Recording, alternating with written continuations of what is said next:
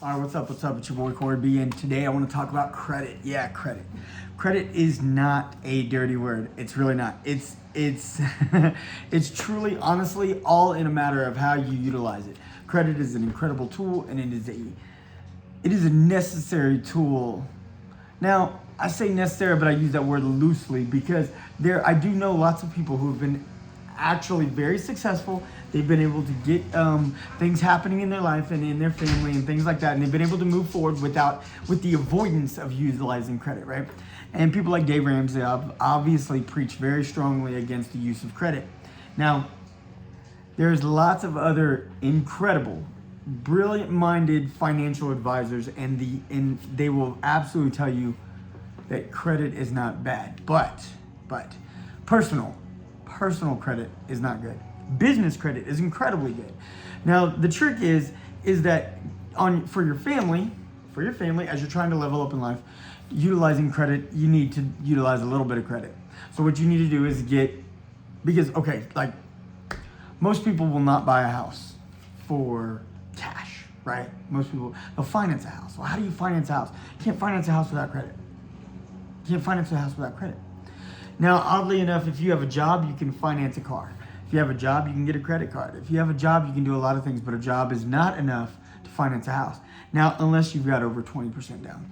Now, and in the growing real estate market, 20% is a huge number, right? 20% can be very intimidating, very scary. Now, there's lots of things people can do to get zero money down. Now, zero, I'm telling you, zero. Now, some, depending on where you live and where you are and things like that, there's lots of different things. Smaller towns, I have learned as of recently, smaller towns, there's a lot more leverage that you can get with different banks and things like that. And you can get more pull for different oddball loans and financing and things like that ultimately big cities don't offer, because these big banks don't offer those kind of loans. All right. So that's a whole other ball of wax, and that's a whole other thing, just to get into. But it gets a little bit more tricky. But what's interesting is financing a house, unless you have one of these special loans, financing a house is tricky. And financing a house, now, I've learned you can finance a house. You can finance it. You've got like 25% down. Hey, Corey. Okay, thanks, buddy. Now, if you've got like 20 to 25% down, which most people don't have that. But if you do, then they ultimately can look at your bank statement. They can do a bank statement loan, and they can literally finance you a loan based on your bank statement, and they don't care where the money's come from. They're not worried about any of that. They just you could be just getting regular money from your parents. Your parents could be wealthy, and every month they send you an allowance. And that allowance could be enough to finance you a house if you have 20 to 25% down. Like I said, again, that's a lot. I mean, you're talking about 80, 100,000, it's a lot of money. And it could honestly even be more than that, especially when you're in one of these bigger cities and you're looking at, like, you need $150,000. Who has $150,000 in their back pocket, okay? Now, if you have that, then ultimately you don't need credit. It doesn't matter. Your credit's less relevant at that point. Now, if you don't have that, there's lots of cool things you can qualify for, but you ultimately have to have a good credit score. And the way you get a good credit score is by getting these little bitty credit cards that they don't do much for you. They don't do much to you, but they can do a lot for you. You get a J.C. Penney's card, you get a Target card, you get a gas card. You know what I'm saying? You get a card from one of your local stores, something that's around you, that you go to all the time, you frequent all the time. You get all your kids' clothes from Penny's. You're someone who loves Target. You know what I mean? These places offer credit cards. Now, you get one of these credit cards, they're easy, super easy to qualify for. If you haven't done much to damage your credit, I mean, even with bad credit, I've seen people get these cards. They're super easy to qualify. The limit is normally pretty low to start with if you have bad credit. If you have no credit, it's flexible, but ultimately they'll give you a line of credit. And what you do is you use it, but you don't keep a balance. That's the trick. So say you got to keep just enough on there that they say you've got a revolving balance. It's called a revolving balance. And that means that you owe something, but you're constantly paying. So every month you never miss a payment. You always make your payment.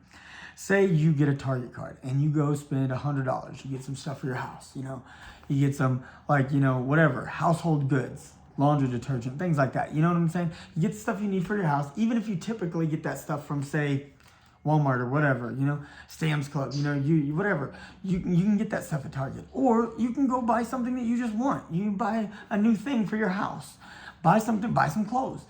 But you say you got a card that's got like $500 limit. You spend $100 this month. When you spend $100, by the end of the month, you pay off, say, $97. Leave just a little taste on there, a little piece. That's $7. The interest rate on $7 is nothing. It's pennies, it's quarters, it's dimes. It's nothing. It's nothing for you to worry about, right? You can afford that little bitty bit of change that ultimately is going to level up your life. Because now, if you keep that $7 on there, and the magic number, there's a sweet spot for everybody, but the sweet spot is ultimately somewhere between $7 to $13. If you get more than that, it starts, the numbers start going wonky. And if you get less than that, the numbers start going a little wonky. Now, like I said, everybody's different. There's an actual computer and algorithm that you can plug your all your stuff in and all your information, and it'll tell you the magic number to keep your balance at. But most people don't have that software. What's it called?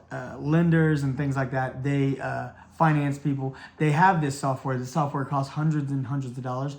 And like I said, most normal people don't want it. So just the rule of thumb is somewhere between $7 and $13. It doesn't have to be exact. $7 to $13. You keep that amount on there, and every month that is going to accrue a little bit of interest. But you're going to pay off everything else because you're not going to owe interest on $100. Why would you want to do that? Okay, and you're not going to max it out because you're not going to owe interest on the $500 either. That's definitely not good. But what you do is you spend something, you put something on there every single month, and then you up that score. And every time you do this, your credit score is going to go up. Yeah, your credit score will go up. My grandma had literally, she'd gotten in a bad way decades ago. She got in a bad way and shot her credit, right? And then she got 3 credit cards. It doesn't matter. She got 3 credit cards. She got these 3 credit cards, and what she literally did for when times were tight, she did a balance transfer between each credit card. She would transfer the money back and forth between the cards. So that way, when things were tight, she did that. So that way, she never carried the balance, so she didn't get the interest rates. Well, her credit score literally started going up just by her doing balance transfers. It is crazy. Now, like I said, that gets a little dangerous, so I don't advise that exactly. But what I'm telling you is what you do is you think, what is your normal budget? Like, have a real budget, first of all. If you have a real budget and you spend, $80 every 2 weeks on gas, and that may sound like a lot, and that may sound like not even close to enough. Doesn't matter. Whatever your magic number is, you spend X amount of dollars on gas. So you get a gas card, and every 2 weeks you put that much money on that card. And when you fill up your tank, you always use that card. And then when you get your paycheck every 2 weeks, most people get paid every 2 weeks. Some people get paid monthly, some people get paid weekly. Pretty standard, 2 weeks. So every 2 weeks, you go ahead and get online and you pay that credit card. You pay that credit card. And you pay that credit card down to less than $10. I don't care what the number is. Like I said, if you have the software, then you can do the algorithm. But if you don't have the software, pay it down to less than $10. But leave at least $7 on there. Then you only accrue interest on that little bit of $7 or $8, whatever. Then your credit score every month, every 6 weeks, you're going to look at your credit score and it's going to just keep creeping up. I had a buddy who literally went to Cons. He had an account at Cons. And Cons, I don't know if you know this. See, a lot of people look at Cons and it's got this negative vibe about it, like they're just ripping you off. It's like, yeah, they are, but they're not. So if you go to Cons and you buy something outright, if you buy something cash at Cons, 9 times out of 10, it is cheaper. Well, let's say 8 times out of 10. It is cheaper than a lot of the other places. But nobody does that. People go into Cons and what they do is they finance it. And then that interest, after about 3 months, they've already paid more than what they would have paid somewhere else. So maybe it's a little longer than 3 months, but after like 4 or 5 months. But normally people get on like a 12-month or 24-month or 36 months. 36 months? You're going to pay on a TV for 3 years? In 3 years, what if something happens to that TV and you're still paying on it? I mean, come on. That's just dangerous. And like I said, in 3 years, you've definitely paid double what that TV cost. So what you do is you buy something. that ultimately you already know you can afford. Don't go in there and buy something you can't afford. Now, my buddy would be careful. He would always know that he had the money in the bank. Yeah, I got the money in the bank. I'm going to go buy. He'd buy, I remember I went with him when he bought his new sound bar to go under his TV. That was his new speaker system as a sound bar. And he loved this thing. It was like $160, I think, like that. But we looked around. Other places had it from anywhere from $215 to almost $300. $215 to like $289 or something like that. But Collins had it for $160. But the thing is, if you look at the finance, when he put it on his account, he signed on the dotted line. It said it was 160 at such and such percentage interest rate, and it was 24 months. And if he took all 24 months, he was going to pay like $389 or $385 or something like that. It was almost $400 that he was going to pay for this. Now, anywhere else he would have paid, like I said, $215 to $289. If you paid it at cons, if you bought it cash, it was $160. But if you financed it, it was going to be almost $400. So what he would do is he would put it on his account and he would pay on it. He would make a payment on time every month for like 3 months. By this point, he had spent about $15 in interest, something like that. Nothing crazy. Like $15, $18, nothing like that. Nothing nuts. So when you add that to the 160, it's still like, 175, 180. It's still less than the $215 that other places would cost. And then on the third month, he would go in and make his payment. And then he would come back like a week or so later and he would go ahead and pay it off.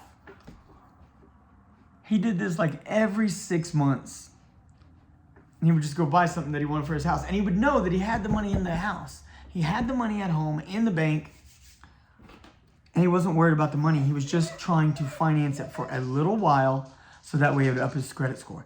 That $20 that he spent, ultimately, like I said, $18, whatever, was worth upping his credit score. His credit score would jump like 15, 20 points every time he did that. It's crazy. Now, like I said, everybody's got these different ideas. Like you'll see it on Threads, on Facebook, on Instagram. You see it. People will ask this question on X. You see it too. People will be like, "I paid off my car and my credit score dropped 60 points." Yeah, you did.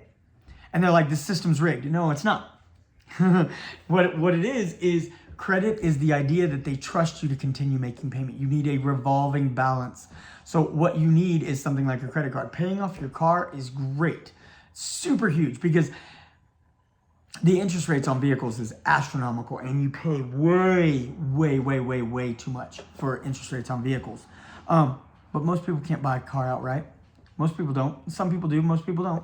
So you go in there and you start financing. What you need to do is definitely pay it off early. But when you pay it off early, the credit companies are going to look at you as like, oh, he can't handle making payments. So what he did was he got a lump sum of money, whether he got a bonus at work or he got tax return or he got won the lottery, whatever it is, he decided to pay it off because he can't afford to he can't manage his money well enough. That's what credit is. Credit is the idea that they believe you can continue to make payments. Now, like I said, most of us can handle that. Lots of people can't. And it's those lots of people who can't, they're trusting you with money. They're trusting you with money that's not yours that they're going to give to you. Whether they're financing your car, your credit card, your house, whatever it is, they're trusting you with money that's not yours. So when you pay something off, it's like a red flag that they're like, well, can he keep making payments? Is he nervous? Is that why he just paid it off? No, you're saving the endless interest. Now, the crazy thing is it'll drop 60 points. Now, you give it 6 weeks. Nothing changes. You pay all your bills regularly just like you're supposed to. If you give it 6 weeks, what will happen is your credit score will go back up about 55 to 65 points. Depending on what other revolving balances you have in your life, it fluctuates a little bit. If you had no other revolving balances, then it might go up 50 to 55.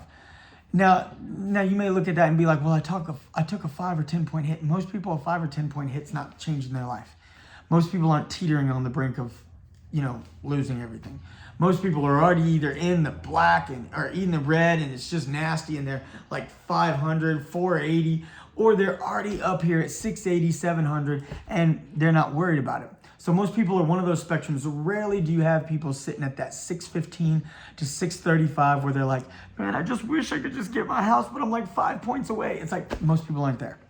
So the loss of 5 points isn't going to end your world, but that extra interest that you're paying in that car payment, that hurts.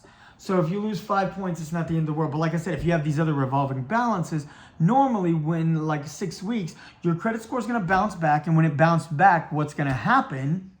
It's going to bounce back just slightly higher. You lost 60, it went up 65.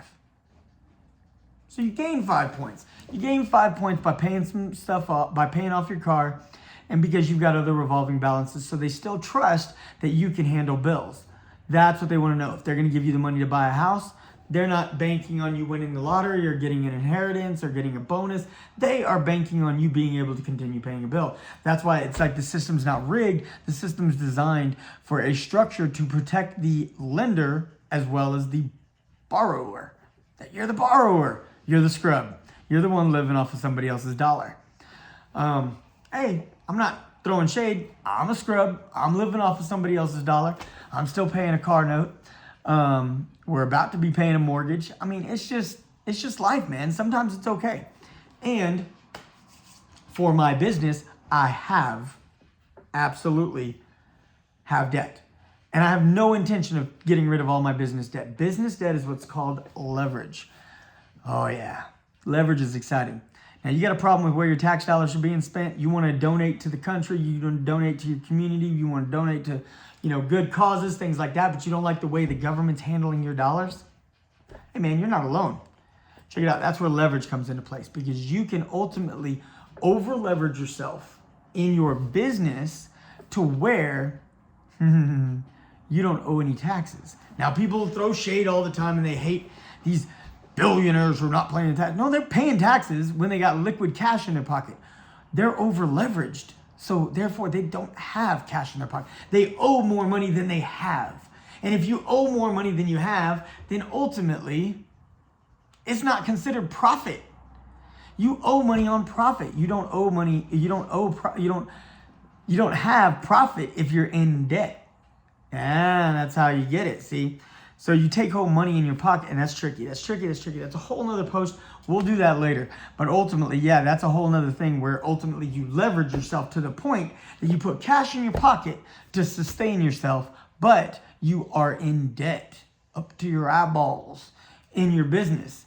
And it's not a bad place to be, because then you have the liquid cash in your pocket that you can ultimately donate to the charities of your choosing, the cause of your choice. The benefit that you feel is most beneficial to humankind or to your moral standings, you can donate money those places, and you can help contribute to your society, to the community around you, and you have not absolved yourself of taxes. You've leveraged yourself to where you owe none. Yeah. All right, stay tuned. I'm going to do a post on that. For now, I wish all of you a wonderful day. Be blessed. I hope this gives you just a little bit of insight that the reality is that credit's not bad. Credit can be your friend. You just got to learn how to utilize it. Learn how to use it. Up your game. I can do some more posts about this. If y'all got comments, leave them below so we can discuss. If you want to say, hey, you know what? I know another way you can boost your score. Share. I don't know everything. I'd love to know more. And if y'all got questions, y'all wanted to say, well, I tried this and it wasn't working. Why isn't it working? Leave your comments below. I can possibly answer. Maybe somebody else who's watching also can answer. Let's lift each other up and help each other out. And let's help each other get to that point where we're not bound by the all-American wonderful dollar, right? The dollar is not going to cripple us. The dollar is a tool to help to propel us forward. I hope that helps. I really, really do. It's your boy. Y'all stay tuned. Share this with somebody because it could help someone else. I'm out.